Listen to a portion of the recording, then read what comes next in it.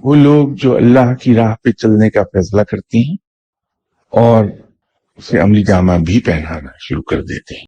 रब वैसे ही किसी को अपना दोस्त नहीं बना लेता, बल्कि वो इंसान के खलूस और अखलास दोनों को आजमाता जरूर है। इतना बड़ा दोस्ती का दावा, जितनी कुर्बत का दावा, टेस्ट भी उतना ही सख्त।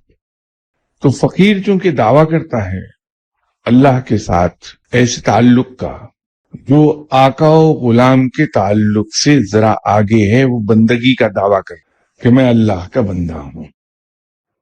तो जब कोई शख्स इतना बड़ा दावा करेगा कि वो अल्लाह का बंदा है, तो फिर उसका टेस्ट भी सख्त आएगा और उसकी ट्रेनिंग भी उतनी ही सख्त होगी।